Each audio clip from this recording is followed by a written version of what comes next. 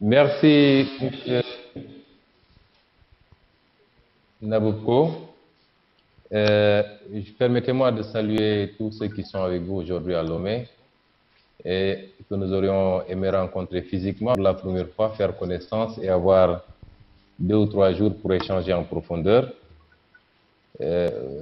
Pour ceux qui suivent l'actualité, vous vous êtes rendu compte que ça n'a pas été possible et on essaie de rattraper par des mesures judiciaires injustifiées et inutiles parce que cela ne nous empêche pas aujourd'hui de pouvoir, par la magie de l'Internet, de pouvoir échanger avec vous tous. En tout cas, vous dire que nous sommes très honorés par cette invitation que je considère être celle du peuple togolais. Et nous sommes très honorés également de pouvoir échanger brièvement avec toutes ces sommités. Je serai beaucoup moins long que M. Zinsou, que je salue au passage, et vous dire que nous sommes très honorés, pour dire vrai, euh, parce que ces débats doivent se tenir. Ils doivent se tenir parce qu'il y a énormément de suspicions autour de la question de la monnaie sous-régionale et particulièrement du CFA devenu éco. Il y a énormément de discussions. La preuve, quand j'ai annoncé ma décision de me rendre à Lomé, j'ai reçu des interpellations de toutes parts. Les gens disaient que c'était pas nécessaire, que c'était un sommet de la France déguisé, de la France-Afrique, que j'allais me faire France-africaniser en participant à ce sommet. Mais je pense qu'il faut qu'on dépasse cela et qu'il faut que les Africains sont libres d'avoir des positions divergentes sur des questions. C'est ça la démocratie, c'est ça qui fait avancer les pays modernes. Et chacun doit pouvoir défendre ses idées, ses opinions librement, fermement, de manière documentée. Et c'est en cela que je considère que tous ceux qui ont des positions autour de la problématique de la monnaie, qui est cruciale, extrêmement importante, qu'ils s'appellent Kémy Seba, Nathalie Yamb, Guy Marius Sagna, Aminata Traoré, Lionel Zansou, Nabouko, Mamoudou Koulibaly, Ndongo Silla, Achim Bembe, Carlos Lopez, et tant d'autres, tous ces gens-là doivent pouvoir se retrouver, discuter, et après, le reste va se transposer sur le terrain politique parce qu'il y a des choix politiques qu'il faudra faire, et je crois que c'est les politiques qui le feront. C'est un débat lourd de malentendus que j'aborderai moi pas sous l'angle technique, mais sous l'angle politique, en tant qu'acteur politique. Mon ambition, c'est, dans 32 mois en tout cas, de pouvoir remplacer celui qui est à la tête de ce pays et de pouvoir appliquer un programme. Et dans ce programme, nous avons euh, avancé notre position sur la problématique du franc CFA. Déjà, en tant que candidat à l'élection présidentielle de 2019, j'avais eu des positions très claires, très ferme et très tranchée sur cette problématique. Je crois que les évolutions de décembre 2019 vont légèrement dans le sens de ce que nous voulions nous. Et dans mon ouvrage intitulé Selon pour un Sénégal demain, j'y avais développé des positions qui sont des positions politiques par rapport à la problématique du franc CFA. Mais il faut reconnaître que c'est un débat qui est lourd de malentendus et d'incompréhension sur fond d'accusations permanentes de néocolonialisme et de servitude. Servitude volontaire ou imposée contre l'ancienne puissance coloniale, la France. Il est vrai que l'histoire et les symboles de cette monnaie autorisent et justifient ce débat et ces interrogations. C'est un débat qui a pris effectivement de l'ampleur ces dernières années. Malheureusement, avec qui opposent des deux camps, mais que chacun d'entre ces deux camps définit l'autre selon des clichés. D'un côté, nous avons les illuminés anti-CFA, qui seraient candidats à l'aventure et au succès. Ça ressort d'ailleurs du proverbe cité par M. Zinsou dans son introduction, que les anti-CFA voudraient mener tout le monde vers l'aventure, vers l'inconnu, vers un suicide monétaire donc, et qui seraient manipulés par des forces occultes et autres puissances étrangères concurrentes à la France dans ce qu'il est convenu d'appeler un précaré, un terme que j'aime pas du tout, parce que nous ne devons même pas accepter d'être le précaré de qui que ce soit. Et D'autre part, nous avons ceux qui sont pour le franc CFA ou l'éco actuel, qui sont taxés de renégats africains, de traîtres à leur nation, de support de la France-Afrique, de lobbies ou des lobbies connexes, de plus français qu'africains, qui seraient financés pour travailler à perpétuer la domination et l'exploitation de l'Afrique francophone par cette dernière. Alors, évidemment, tant qu'on sera dans ce schéma, il sera difficile d'avoir un débat serein. Si j'ai accepté de venir à Lomé, c'est que j'avais pensé que ce serait l'occasion de fréquenter ceux qui tiennent l'autre position, de les écouter, d'essayer de comprendre le fond du raisonnement, au-delà de les avoir lus et regardés, puisque nous sommes dans un monde très connecté. Mais il faut reconnaître que le CFA est une monnaie de la passion. Il est accusé d'être la cause de tous les maux de la zone. Je crois que c'est exagéré. Pour certains, la CFA, c'est la monnaie coloniale dont l'acronyme porte encore les stigmates douloureux d'une certaine époque, c'est-à-dire la colonisation. C'est une monnaie qui attente à notre souveraineté, du seul fait qu'elle est frappée à Chemalière. C'est une monnaie qui facilite la mainmise de la France par le contrôle de nos opérations commerciales et la libre transférabilité, qui est l'un des fondamentaux de cette monnaie. C'est une monnaie également qui freine notre développement et notre industrialisation, car ensuite elle dévalorise nos exportations par sa fixité. Et enfin, c'est une monnaie qui nous prive de nos réserves de change qui auraient pu être utilisées à autre chose. Il faut remarquer quand même que la plupart de ces griefs sont fondés, pour ce qui nous concerne, nous le croyons, et méritent une attention, même si certaines sont accessoires, totalement accessoires par rapport au fond du débat, et polluent un débat qui est beaucoup plus sérieux. La récente réforme annoncée ne me semble pas, personnellement, ne me semble pas être la panacée attendue. Elle reste relativement cosmétique et ne touche pas aux vrais enjeux de la question monétaire pour l'Afrique de l'Ouest. Mais il faut dire que la monnaie est loin d'être la seule cause et peut-être même pas la principale cause de la situation politique, économique, sociale peu enviable de nos États. On ne peut pas quand même faire endosser à la monnaie la faiblesse de contrôle d'échange, par exemple. On ne peut pas lui faire endosser la quasi-absence de rapatriement de nos devises.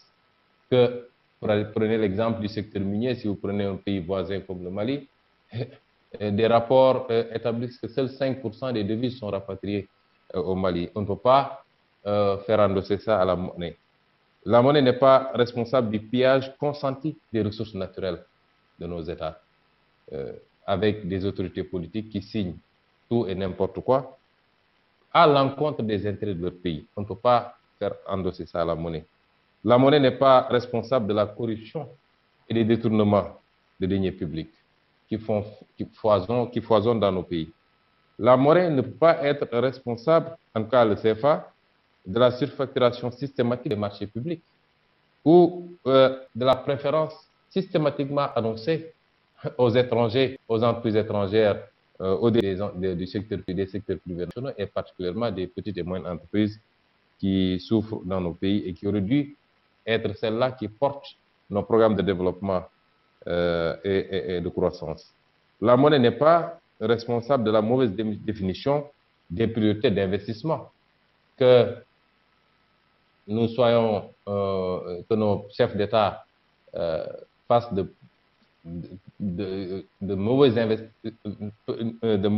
identifient de mauvaises priorités d'investissement en termes d'infrastructures, par exemple, qui coûtent un endettement extrêmement lourd pour nos pays, pour ensuite revenir d'ailleurs pleurnicher à tout bout de champ pour l'annulation de cette dette et à côté aller acheter en moins de 10 ans 2 avions de commandement. Ça, ce n'est pas la responsabilité de la monnaie. Je suis désolé, il faut qu'on l'assume également.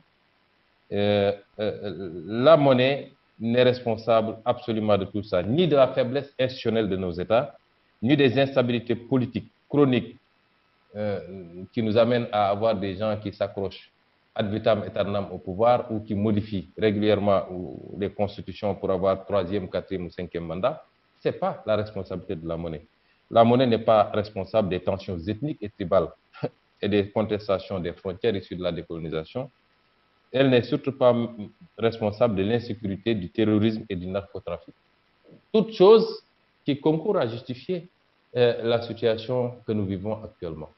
Mais nous devons avoir le même raisonnement dans l'autre sens. C'est-à-dire, il ne faut pas aussi que nous considérions que tous les problèmes qui arrivent aux pays qui ont leur propre monnaie en Afrique sont liés à la monnaie. Et j'ai l'impression que quelquefois, il y a une manière insidieuse, pour ne pas dire vicieuse, de traiter ces questions-là. Tantôt, tous les pays qui ont des problèmes, il faut voir, c'est parce qu'ils ont une monnaie à eux. Et quand des pays qui ont leur propre monnaie s'en sortent très bien, on dit que ce n'est pas forcément la monnaie, c'est lié à d'autres facteurs. Moi, je pense qu'il faut qu'on soit cohérent sur ces problématiques-là et reconnaître que nous ne pouvons pas détacher la question monétaire de toutes les autres questions qui tournent autour de la gouvernance de nos États, mais c'est un levier important qui peut justifier un certain nombre de choses. Et c'est pourquoi, moi, pour toutes les accusations qui peuvent être portées pour ceux qui ont des positions assez critiques vis-à-vis de la monnaie, moi, je ne connais pas de Russe, je n'en ai jamais vu de ma vie. Je ne discute pas avec des Russes et je n'ai jamais lu un Russe sur la question monétaire.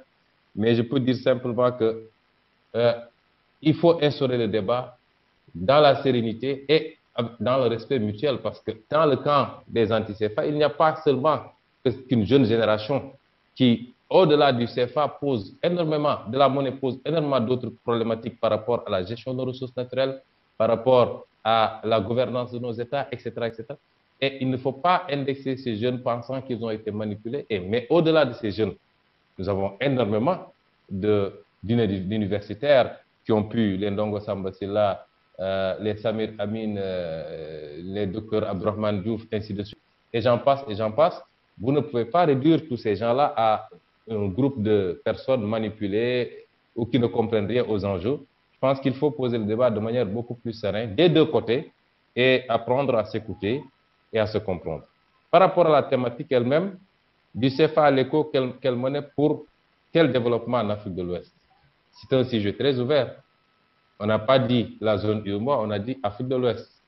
Mais dans le développement, c'était ça la crainte de beaucoup de participants qui ont finalement renoncé à y venir, c'est que c'était un habillage pour justement recentrer le débat autour du CFA, de l'éco-CFA, et de le passer comme lettre à la poste par rapport à l'éco-CEDEAO qui était en gestation.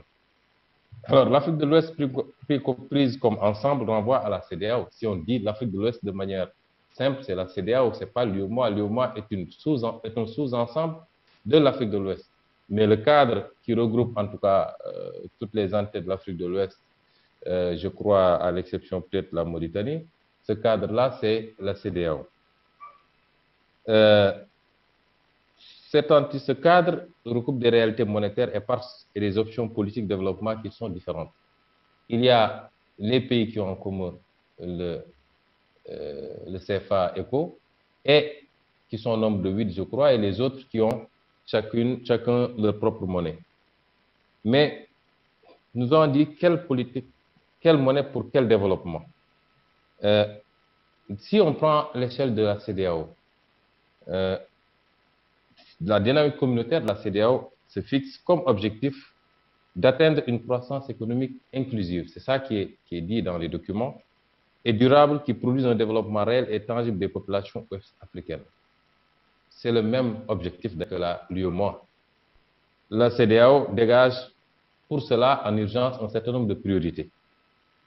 Celle de l'emploi, particulièrement des jeunes et des femmes, mais qu'elle compte atteindre par un certain nombre de leviers, parmi lesquels l'industrialisation, le retour de la sphère publique dans la dimension de pilote de l'intérêt général, ainsi de suite, ainsi de suite. La deuxième urgence, c'est une croissance économique durable et inclusive. Inclusive, c'est extrêmement important. On parle souvent de croissance, Et on nous vend toujours la croissance des pays de la zone UEMOA, qui est une croissance assez soutenue et assez importante depuis plusieurs années, mais qui n'impacte pas fondamentalement sur la réduction de la pauvreté et la création d'emplois. Parce que ce n'est pas une croissance justement inclusive. Elle est une croissance extraversie qui ne permet pas de capter les fruits de cette croissance-là pour réduire la pauvreté, créer de l'emploi, et ainsi de suite, ainsi de suite. Il y a le développement des infrastructures, qui est également un des objectifs prioritaires, infrastructures matérielles comme immatérielles. Il y a le développement de l'agriculture, avec tout ce qu'on pense pouvoir faire, aussi bien pour l'agrobusiness que l'agriculture familiale. Et il y a enfin l'objectif d'une meilleure intégration régionale des pays de la CEDEAO. Et c'est en cela que la CEDEAO avait considéré que la monnaie, une monnaie régionale, devait pouvoir faciliter tout cela. Dans l'extrait du rapport d'ailleurs CFA ECO, il est dit que la politique monétaire de la région doit être en phase avec la politique économique, ce qui est tout à fait normal. La politique économique de développement des pays et de la région dans son ensemble. L'adéquation de l'instrument monétaire à la finalité économique étant à la base du projet de création de l'ECO. Ensuite, que l'ECO-CEDEAO, qui est en douloureuse gestation malheureusement depuis les années 80 et qui n'a pas pu respecter les différentes échéances qui étaient fixées, et cet ECO devrait faciliter les échanges commerciaux et financiers, réduire le coût des transactions financières entre des pays et renforcer la concurrence. Et enfin, que l'ECO devait, à défaut de garantir une meilleure intégration régionale des pays de la CEDEAO, il devait au moins avoir un rôle moteur dans un véritable fédéralisme budgétaire, les échanges commerciaux ainsi que la circulation des personnes, des biens, des services et des capitaux. C'est un vaste programme et un grand rôle qu'on envisage de faire jouer à l'ECO-CEDEAO. Quelle que soit l'option retenue, que ce soit des exercices de ce panel, que ce soit réel ou, mais pas unique, quelle que soit l'option retenue, la CEDEAO devrait être gérée par une banque centrale fédérale et fixée. La monnaie devait être fixée. Alors, nous considérons que c'est un projet ambitieux corrélé à l'ambition politique que nous avons, nous, en tant que panafricanistes, mais surtout en tant que défenseurs ardents d'une fédération sous-régionale. Nous y croyons. D'ici 2090-2100, c'est un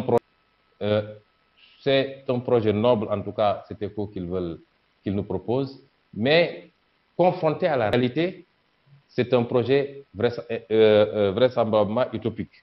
Pourquoi nous le disons? Nous considérons que le projet de la CEDEAO s'inspire du projet de la zone totalement, alors que les réalités sont totalement différentes. Nous aurons énormément de problèmes et de difficultés à converger. D'ailleurs, toutes les échéances qui n'ont pu être respectées le montrent. Nous avons des pays que je ne citerai pas ici, qui sont à un niveau d'inflation extrêmement important. D'autres sont à un niveau de déficit extrêmement important. Il est évident que nous allons avoir énormément de problèmes à atteindre les critères de convergence pour aller vers cet ECO. Sinon, il faudra s'attendre à ce que ces pays-là lancent des programmes d'austérité. C'est le cas de beaucoup de pays que je ne vais pas citer qui sont dans le texte. Ensuite, pour que ces pays-là descendent sous les 5% du taux d'inflation, ils vont devoir mettre en place eux aussi des politiques d'austérité qui vont certes diminuer l'inflation, mais qui vont augmenter leur dette publique. Est-ce que ces pays sont prêts pour ces sacrifices? Je ne crois pas, tout de suite et maintenant. La deuxième inquiétude, c'est que pour avoir une monnaie unique, il faut un taux d'échange important entre les pays de la même zone. Je crois que lorsque la zone euro se créait, les pays avaient un volume d'échange, un taux d'échange de 60% entre eux. Ici en Afrique, on a du mal à atteindre les 10%. L'échange intra-zone est extrêmement faible pour qu'on puisse aller valablement vers cela. Et enfin, il il me semble être extrêmement délicat d'aller vers ce modèle en l'absence d'un souverain. C'est pourquoi tantôt j'ai parlé du projet politique, c'est-à-dire d'un projet fédéral. Il me semble extrêmement délicat d'y aller. Qui jouera le rôle que joue aujourd'hui l'Allemagne? Ce n'est certainement pas le Nigeria qui a les problèmes que nous savons, et je crois que le précédent orateur l'a rappelé. Et nous ne pouvons pas prendre le risque de sortir d'une monnaie critiquée pour son manque de souveraineté pour tomber vers une situation beaucoup plus dramatique avec moins de garanties que ce qu'on peut avoir avec la France, quelles que soient les critiques que nous formulons par ailleurs. Alors, la seconde zone, c'est la zone UEMOA, qui nous concerne particulièrement, qui regroupe les 8 pays que nous avons ensemble et qui ont en commun l'usage de la langue française et le même héritage colonial. Ces pays ont bâti un substrat a priori exogène, une union économique tenue par des institutions, des critères et des mécanismes d'intégration. Ces objectifs de développement sont les mêmes que ceux que j'ai cités tantôt pour la CEDEAO. Au plan monétaire, la zone UEMOA tient une monnaie unique à ses États membres, le franc CFA, devenu éco, co-géré avec l'ancienne puissance coloniale. Coopération qui repose sur les 4 principes fondamentaux que nous connaissons: garantie de convertibilité, fixité de la parité, libre transférabilité, centralisation des réserves au niveau du trésor français. Mais cette monnaie répond-elle également aux impératifs de développement de l'Afrique de l'Ouest? On a des impératifs de développement. Je rappelle que la thématique, c'est quelle monnaie pour quel développement de l'Afrique de l'Ouest. Est-ce que cette monnaie répond aux impératifs de développement de l'Afrique de l'Ouest? On nous dit que la centralisation des réserves au trésor français est quelque chose d'obligatoire, puisque la France est garante. Mais c'est dans notre souveraineté. 60 ans après les indépendances. D'autant que nous savons que la France n'a jamais, en réalité, jamais réellement garanti notre monnaie, mais que nous le faisons. Au-delà, le compte d'opération permet à la France d'avoir un contrôle absolu. Et c'est ça la réalité sur nos opérations commerciales et un moyen de pression sur les dirigeants récalcitrants. Je crois que le président Laurent Gbagbo l'a éprouvé en 2011 parce qu'il y a cet outil qui permet d'asphyxier les dirigeants récalcitrants. Même si l'accord d'Abidjan du 21 décembre 2019 a prévu la fin de la centralisation des réserves de change pour les États de l'UEMOA, qu'est-ce que cela change fondamentalement? Et je crois que je poserai cette question aux spécialistes, parce qu'on a l'impression que c'est simplement un changement de ligne. Peut-être le doyen Zinsou ou d'autres me donnent la réponse, un changement de ligne du Trésor français et donc du contribuable français vers la Banque de France. La libre transférabilité, limitée aux opérateurs français, accorde une facilité indue à ceux-ci, et cette libre transférabilité couplée à d'autres instruments, notamment les conventions fiscales de non-double imposition, mais également l'APE éventuel, constitue l'arsenal de mise sous coupe réglée de nos économies. Enfin, on nous explique qu'en optant pour un taux de change fixe, et donc pour une monnaie forte, puisqu'arrimée à l'euro, les pays africains concernés expriment clairement une préférence pour la stabilité. Curieuse stabilité quand même, parce que notre stabilité, nous l'assurons nous-mêmes par nos propres réserves, sous peine de dévaluation, si elle baisse en deçà du ratio convenu. On me dira que cela a changé avec la nouvelle réforme, mais nous serons toujours tenus, dans le cadre des autres éléments, des autres principes, de respecter ce minimum-là. Mais nous considérons qu'au contraire, l'instrument monétaire qu'on considère comme étant le seul instrument qu'on ne peut pas transférer. Après l'indépendance, nous avons dit, vous êtes libre de définir toutes vos politiques. Politique de santé, politique agricole, politique fiscale, politique éducative. Toutes les politiques, vous êtes libre de les définir par vous-même, par vos gouvernants. Mais vous ne pouvez pas, vous n'êtes pas suffisamment responsable pour assumer la gestion d'une monnaie. pour la simple raison que vous serez amené peut-être à en faire un instrument dont vous allez recourir plus que de normes. Vous allez peut-être émettre énormément, vous allez créer l'inflation, ainsi de suite. Nous considérons qu'effectivement, c'est peut-être ce paternalisme qui a créé l'irresponsabilité de nos élites politiques. Et que une mauvaise utilisation de cet instrument monétaire, avec les conséquences que cela engendrerait en termes d'inflation, serait le plus grand risque encouru par ces élites politiques pour les amener à beaucoup plus de rigueur par rapport à la stabilité même de leur pouvoir. Il est clair aussi que le choix qui est fait est un choix, comme l'a dit le rapport d'ailleurs, au profit du consommateur par l'objectif de maîtrise de l'inflation, optant résolument pour un déficit commercial chronique. Il est fait surtout au détriment de toute politique d'industrialisation. Or, comme je l'ai rappelé, les objectifs de développement tels qu'on les a énumérés sont fondamentalement axés autour de l'industrialisation. Répondre à la question, est-ce que cette monnaie nous permet de satisfaire cet objectif? C'est non, parce qu'on a fait le choix d'une stabilité privilégiant le consommateur, les importations, ainsi de suite, au détriment du consommateur, au détriment du moins de nos exportations de matières premières, mais également au détriment de nos politiques d'industrialisation, au détriment de l'investisseur dont les taux d'intérêt très élevés subis sont le prix à payer pour le maintien de la parité. Toutes choses qui sont diamétralement contraires aux objectifs de développement annoncés. Alors, si je dois répondre à partir de tout ça à la question, je considère que le franc CFA ECO, tel qu'il se présente, n'est pas la monnaie qu'il nous faut pour réaliser nos objectifs de développement. D'ailleurs, on n'est pas obligé d'opposer ces impératifs, d'avoir à choisir entre ces impératifs. Aucune politique de développement n'est réellement possible, en réalité. À notre avis, s'il occulte le levier monétaire à côté des autres leviers, notamment budgétaires, dans le cadre du policy mix. Or, actuellement, nous sommes privés de ce policy mix parce que nous n'avons pas la possibilité de développer une politique monétaire. Souvent, j'entends dire qu'on fait de mauvaises critiques au franc CFA par rapport à la flexibilité.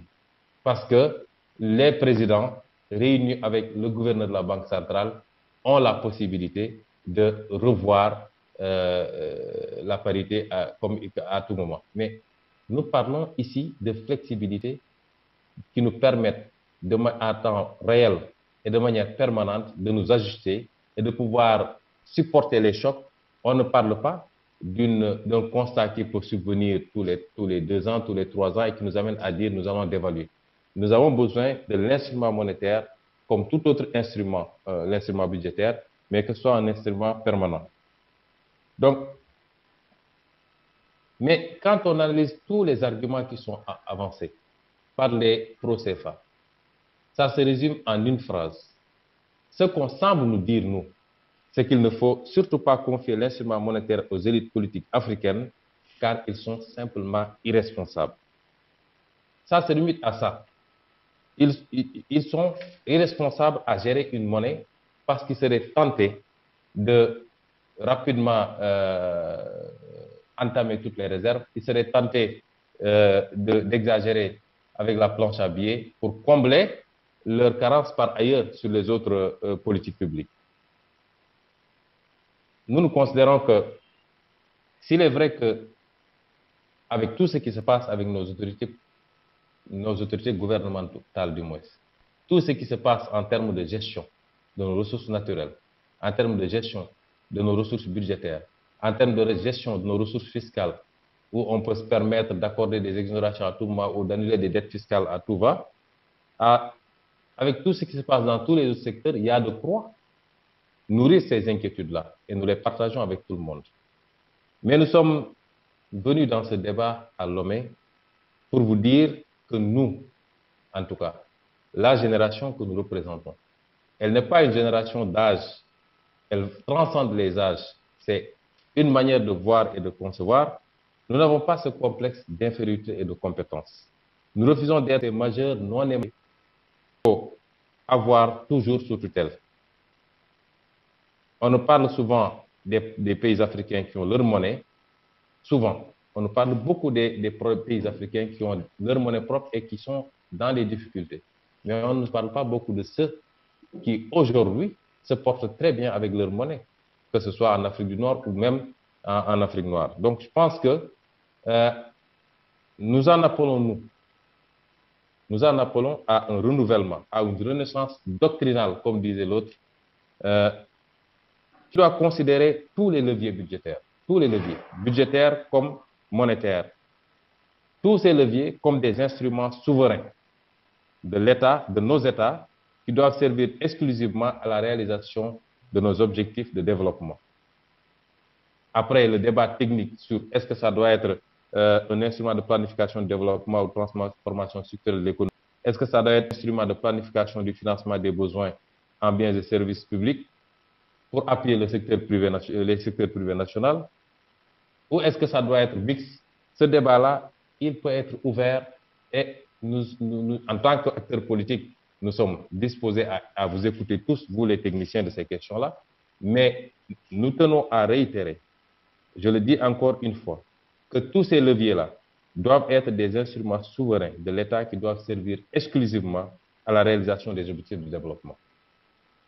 Donc nous sommes avec vous à Lomé pour dire que nous ne sommes plus disposés à être sous la coupe de personne, de qui que ce soit. Ce n'est pas de l'orgueil mal placé, le terme est revenu tout à l'heure, c'est de la dignité patriotique, adossée à un examen lucide et documenté des facteurs. Soit on est indépendant, soit on ne l'est pas. Soit on marche par nous-mêmes, soit on ne mérite pas d'être indépendant. C'est vrai que l'Afrique est à la croisée des chemins. Les yeux du monde entier sont rivés sur elle. L'Afrique est la probable unique locomotive de la croissance mondiale des prochaines décennies. Cela se fera par l'Afrique elle-même, avec le monde, c'est vrai, ou alors, comme par le passé, ça se fera par le monde, mais au détriment de l'Afrique, et sur le sol africain en plus. Pour parer à la dernière hypothèse, nous devons en finir avec le modèle actuel d'une croissance extraversive, portée par un endettement en devise et non en monnaie locale. Mais le franc CFA, le franc français ou l'euro fixe ne nous permettra jamais, ne facilitera jamais cet endettement en monnaie locale. Et excluant notre secteur privé national, notamment les PME, PMI au profit de multinationales étrangères. Il nous faut donc une politique monétaire autonome, une politique de change flexible pour corriger nos erreurs de choix économiques et absorber nos chocs extérieurs.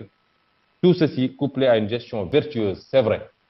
Et je reviens sur ça, une gestion vertueuse, orthodoxe et transparente de nos ressources naturelles et budgétaires, des réformes politiques consolidantes et stabilisantes et un climat favorable à l'explosion de notre secteur privé national prioritairement.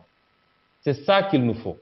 Si le seul obstacle à cela, c'est un leadership politique défaillant, il nous faut d'abord mener le combat politique pour nous débarrasser de cette élite politique qui n'est pas capable de comprendre les enjeux. On ne recrée pas la roue. Tous les pays qui ont réussi à sortir du gouffre sont passés par ces étapes-là. On ne peut pas s'en priver et penser que c'est avec justement une tutelle sur la monnaie qu'on va s'en sortir.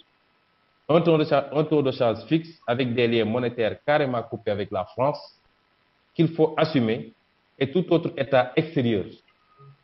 Une auto-assurance à travers un mécanisme africain de solidarité. Est-ce que tout cela, on peut l'espérer dans les cadres communautaires CEDEAO ou UEMOA? À notre humble avis, le seul argument en faveur d'une monnaie unique serait peut-être qu'elle soit précédée d'un gouvernement unique avec un ministère des Finances fédéral capable de mener une politique de solidarité entre les pays, ce qui réglerait la question du souverain.